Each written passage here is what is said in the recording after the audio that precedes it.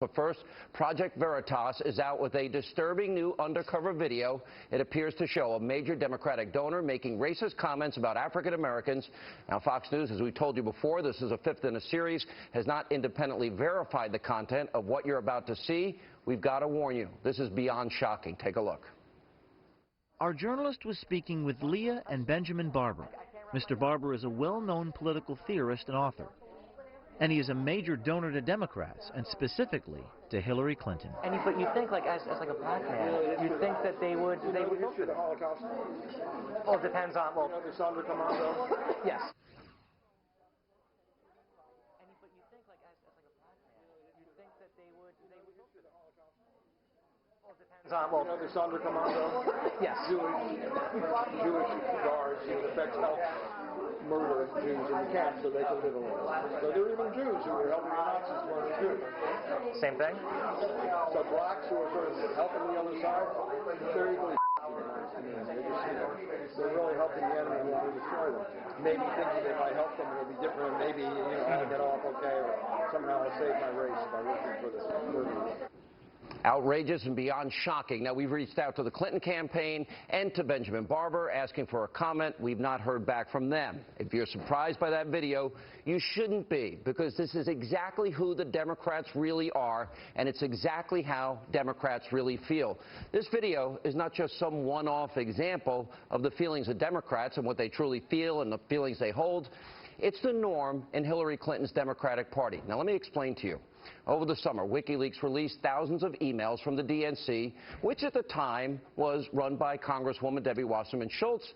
And what was discovered is that high-level staffers and their associates, they made racist, anti-Semitic, homophobic, misogynistic, and sexist comments. In one email, they made fun of a woman's name, quote, LaQuinia, I'm sorry, boo, I hope you get a raise with this title. And in another email, DNC staffers spoke about using Senator Bernie Sanders' Jewish faith against him in states like West Virginia and Kentucky. In a separate incident, a now former DNC finance director used a homophobic term, writing, quote, I love you too, no, when you can read it yourself. And that's not all. We also learned through WikiLeaks that the DNC approved a fake Craigslist ad that they used to attack Donald Trump that featured extremely sexist language. Now, you would think that Hillary Clinton, who accuses everybody else of saying horrible things, that she'd be so disgusted that she would disavow all of those who were involved. No, she didn't. In fact, after Debbie Wasserman Schultz was forced to step down as the head of the DNC, Clinton made her part of her campaign. Now, Clinton also said back in June that Wasserman Schultz is, quote, a longtime friend.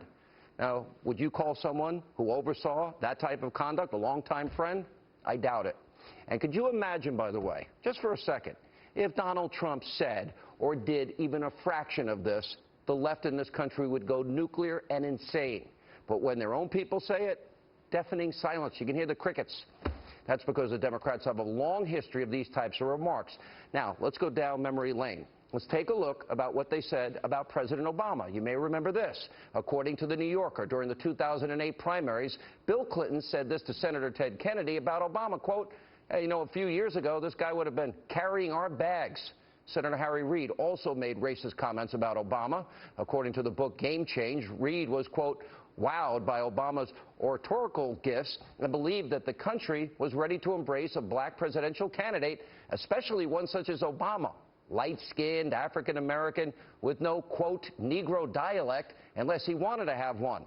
And, of course, the vice president, Joe Biden, crazy Uncle Joe, he said this about Obama. You got the first sort of mainstream African-American who was articulate and bright and clean and a nice-looking guy. I mean, that's a storybook. Storybook. Well, he's articulate, clean, takes a shower. Shocking. Now, instead of recognizing their own history of rampant racism, the Democrats do what they always do, and they falsely accuse Republicans and conservatives of the very thing they are guilty of. Now, here's President Obama playing the race card and trying to tie Donald Trump to the KKK. He did this today. If you accept the support of Klan sympathizers before you're in office, you'll accept their support while in office. Outrageous. Now, you would think President Obama, well, making such an explosive claim that he'd have facts to back it up, but he doesn't. He plays the race card. Now, the KKK is a domestic terrorist group, and frankly, Donald Trump isn't connected to any domestic terrorist groups in any way, shape, manner, or form. Now, if we're talking about connections to domestic terrorists, well, then we should point out, of course, that President Obama's ties to the unrepentant domestic terrorists Bill Ayers and Bernardine Dohrn. Mr. President, you want to go there? Let's talk about it. Not to mention, I don't think that Donald Trump's pastor, I don't think his pastor of 20 years ever said these things. The stuff we have done overseas is now brought right back into our own front yards. America's chickens are coming home to roost. No, no, no. Not God bless America. God damn America. That's in the Bible. Remember, Obama said he is like family to me. 20 years in the pews. But I had no idea he thought this way. Hillary Clinton, she's also made similar accusations against Donald Trump, trying to paint him as a supporter of the KKK, while ignoring her very own relationship to someone who was actually in the Ku Klux Klan. And here's what Hillary said about her mentor, former Klansman Robert KKK Byrd, right after he died. Senator Byrd was a man of surpassing eloquence and nobility. From my first day in the Senate, I sought out his guidance, and he was always generous with his time and his wisdom. I admired his tireless advocacy for his West Virginia constituents.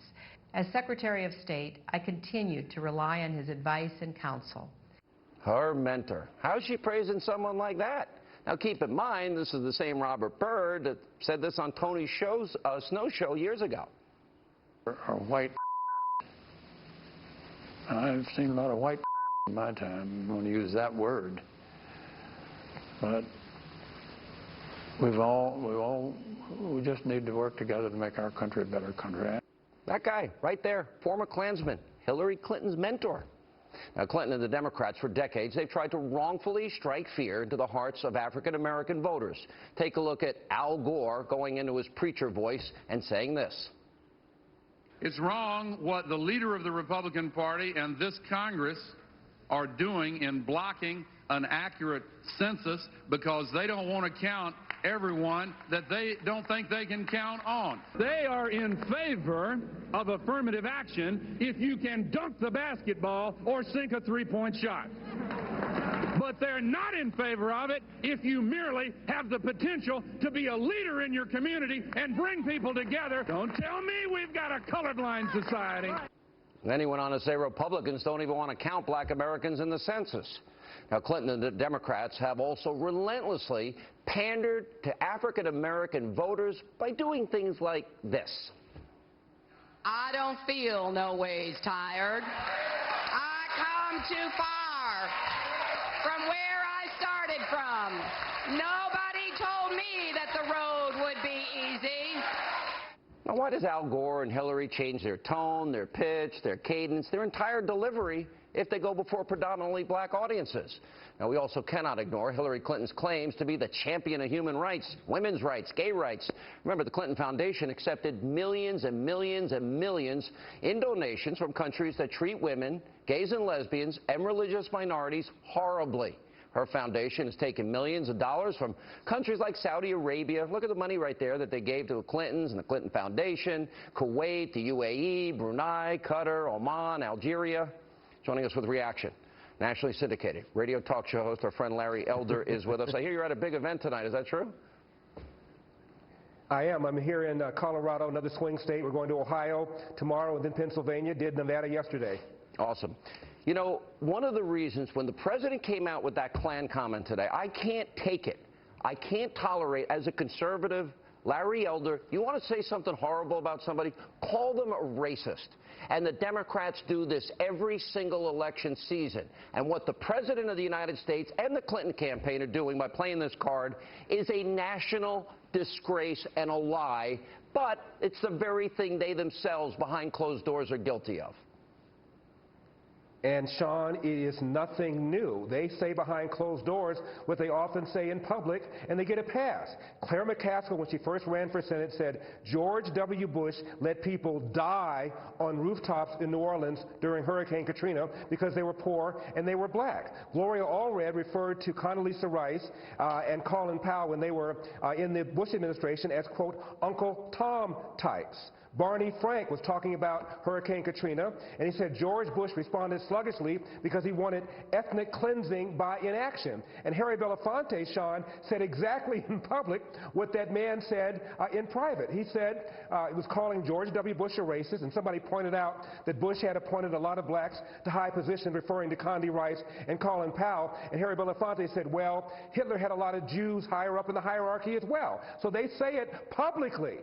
You had Charlie Rangel saying that Republicans don't say N-word anymore or S-word anymore. They just say, let's cut taxes. I could go on and on and on. Joe Biden gives a speech before a black audience in 2012, and he's criticizing Mitt Romney for not wanting further regulation on Wall Street, and he tells his black audience he wants to unchain Wall Street, wants to put y'all back in chains. They do it all the time. They use the race card as a sword and as a shield. And you can't go to a 7-Eleven unless you have a slight, or a Dunkin' Donuts unless you have a slight Indian accent.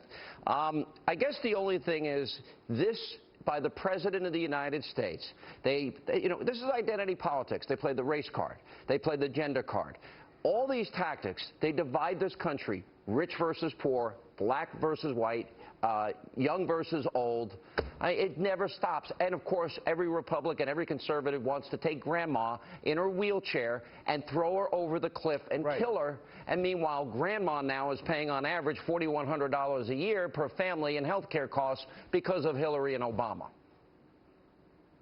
And, Sean, the goal is to tell black people that the #1 problem facing the black community is racism. Not bad schools, not the breakdown of the family, not jobs, it's racism. So you have Debbie Wasserman Schultz, when she was head of the DNC, saying the Republican Party wants to drag us back to Jim Crow, wants to turn back the clock on civil rights. Why don't you name the name? Is Paul Ryan out to commit genocide? Is Mitch McConnell out to commit genocide?